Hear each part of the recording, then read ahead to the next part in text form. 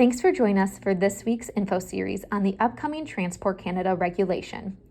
Today we plan to discuss the hardware and software requirements included in Transport Canada and how Wi-Tronix can help provide a solution for your company.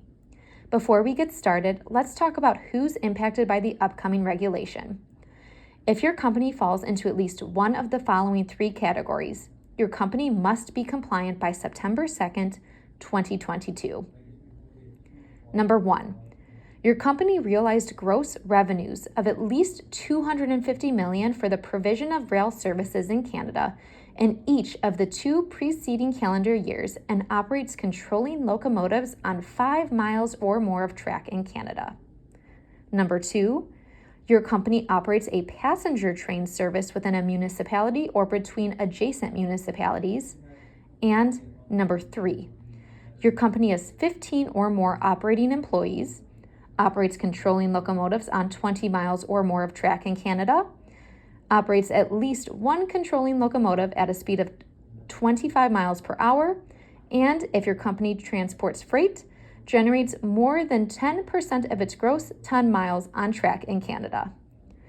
If you fall into any one of these 3 categories, it's important to understand that the regulation requirements for compliance. Don't worry, if you have any questions or want to learn more, we encourage you to contact anyone from our Wi-Tronix team. Now, let's talk about hardware and software requirements. Technology can be a powerful tool, so long as the solution is transparent and easy to adapt, or in other words, a one-stop solution. Wi-Tronix and our latest development, Violet Vision, provides just that. The newly proposed regulation outlines required criteria for the locomotive voice and video recorder regulation related to data capture and storage. First, your hardware must be equipped with at least one crash-protected memory module. Second, your device must continuously record voice and video data from the time the controlling locomotive engine is turned on until it is turned off. Some additional hardware requirements include: your device must not record data when the controlling locomotive engine is turned off. Data must be stored for up to 48 hours on at least one crash-protective memory module.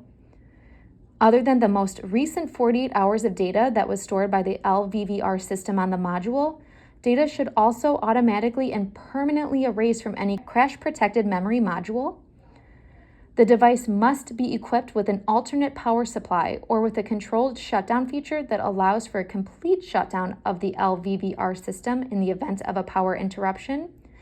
And finally, the device must restart automatically when power is restored to the controlling locomotive engine.